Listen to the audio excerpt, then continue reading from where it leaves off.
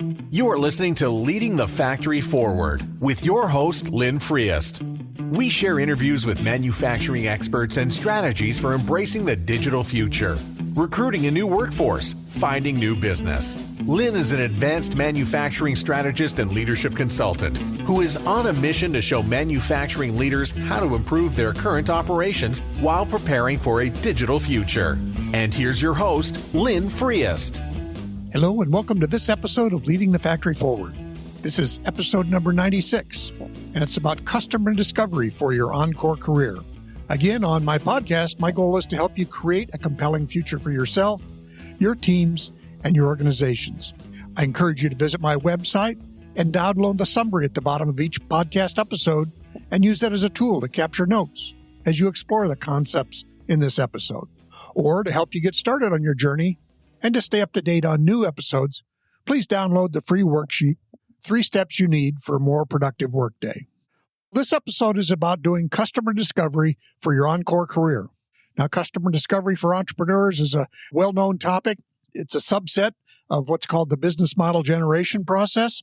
But here I'm going to try to frame it a little bit differently as you're trying to do this as an Encore career. Now, customer discovery is probably the most important piece of the startup for entrepreneurs or for you as a solopreneur. From the book called The Startup Owner's Manual, the number one goal of customer discovery amounts to this: turning the founder's initial hypothesis about their market and customers into facts. The customer discovery process searches for the problem and solution fit. Have we found a problem that lots of people want us to solve or a need they want us to fill? And does our solution solve the problem in a compelling way? So in this process, the number one thing they recommend is what they call get out of the building, which means you have to go out and talk to people. You need to learn how you get to know your potential customers and how to attract them so that you can provide the innovation, the consulting, the coaching, whatever it is you wish to provide to those people. And so we'll go over some of the ideas about how to construct your customer discovery plan in your Encore career, and then step through a few ideas on how to get started. So we'll talk about these things. There's a wonderful paper called Talking to Humans. We're going to talk about how you define your customer. Then what do you want to learn? How do you find customers to interview? How do you conduct a successful interview? How do you make sense of what you heard? And then we'll talk about some sample discovery questions. So the first thing is this Talking to Humans by an author, Giff Constable. And a quote from his paper is, "The art of being a great entrepreneur is finding the right balance between vision and reality. The quality part of the customer discovery process is surprisingly hard for most people, partly because talking to strangers can feel intimidating, and partly because our instincts on how it should go are often wrong." So again, in the lean startup process, what they would recommend is you get out of the building and talk to 100 people. And that seems daunting, but what they've found time and time again, you'll begin to find the magic at about 60 people. And then you can really start to get some clarity as you get to 100. So just as an example, I helped a gentleman who was working on custom jewelry. So he is good at it, has had success at it, but he wanted to find out more, how to take his business to the next level. So as he started reaching that magic level of 60 people, he found out 3 things. People wanted to buy some lower price stock items before they came and purchased a custom item. He was focused just on creating custom items. Found that they were also mostly intrigued by the story of his design. He was selling Celtic jewelry. On his website, he also told the story around some of the designs that are used in Celtic jewelry. And he found that was the most visited spot on his website. So we went back and started really making sure those stories were rich. And then finally, as far as where his customers were, he found out that many of his customers were fans of the online show Outlander. So then all of a sudden, he had a new focus. I'll go to where they have Outlander conventions or where there's forums for Outlander fans. That's where I'll try to sell my jewelry. There was a natural affinity for people that were fans of that show and his jewelry. Now let's translate that example into what might be like for an expert. So you may find out they want to buy some lower price projects, or maybe they want to see some white papers before they jump into a big project with you. It could be your potential customers are intrigued by the story of projects that you have done. They'd like to hear, okay, what's the work that you've done in the past? And not surprisingly, you'll probably find they want to learn about you online before they talk to you in person. So you need to have some sort of an online presence to help them get to know you. The next thing is then, who do you want to learn from? Could be potential customers, particularly people who are early adopters of these ideas. It could be partners that are in other areas that are adjacent to yours. If you're doing consulting on logistics, maybe it's people who are doing consulting on leadership. Either way, it could be different things as to asking each of these people. In the jewelry example, my friend talked to a bunch of people who had jewelry stores and just in general ask them about the whole idea of how jewelry is purchased. So again, you might say, I'm going to go talk to other people who are doing consulting and how are they connecting? Those kinds of things. And then again, you probably need to focus. In terms of your value statement, we've talked about this before, you do need to have a clear focus. But you may want to segment your possible customers. So I think of large corporations. Well, they may have both complex problems and complex processes. It may be hard to get into a big corporation because of just all the gatekeepers that are there. Or you may say, I'm going to spend some time with mid-sized companies. They still have problems, but they're maybe not as complex as the larger organizations. And some of their problems they may be well aware of, but they're just getting started and they need help to actually move forward on them. And then you may choose to work with small companies. And quite frankly, they may not even understand their problems yet. And they're so busy serving their customers, they don't have time to think about them. So again, you may be helping them find the space to actually address problems that are in their business. So as you prepare for your interviews, you have to think about, what do you want to learn? I'll reference it later. What's the big problem that you want to solve? Can you articulate it? And then it's going to be, how do you share that idea so that you can test it? Literally, what is a hypothesis statement?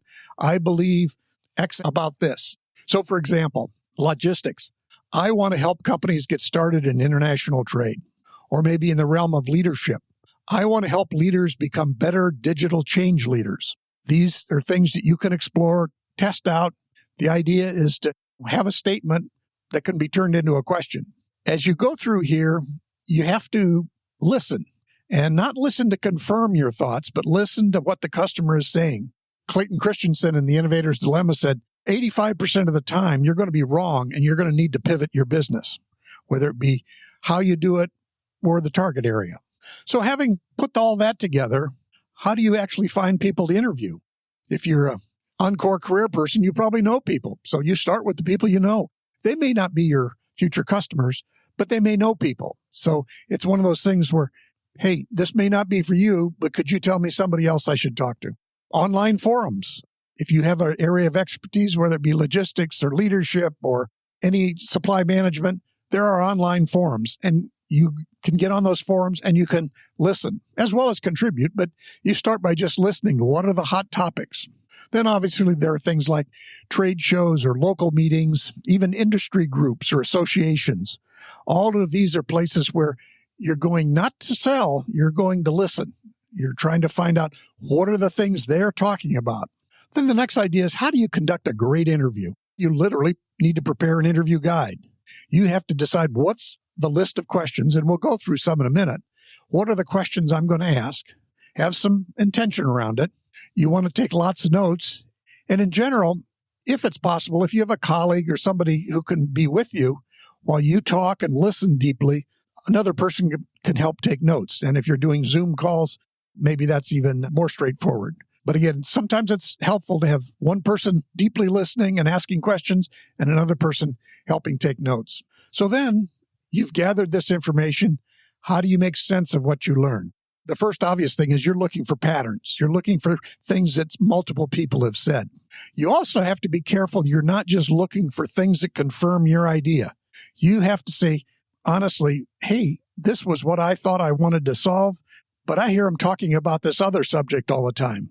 And then you probably need to actually create some data, like a category sheet. Okay, here are the 7 to 9 categories of responses that I heard. Now, here are some questions for customer discovery. The first one I'll start with is a colleague and friend, Mike Kim. And this is really geared towards you deciding what you want to do. His 3 questions are quite simple. What pisses you off about what is going on in your arena? What breaks your heart? What are the things that, boy, you sure wish could be different? And then finally, what big problem do you want to solve? So while Mike has structured these questions to help you clarify what you want to do, it's also something you can think about. How would I maybe utilize a similar question for the people I'm talking to in customer discovery? And then there's a gentleman by the name of Mike Fishbein, and a link to his blog post will be in the show notes. But he had a whole series of questions.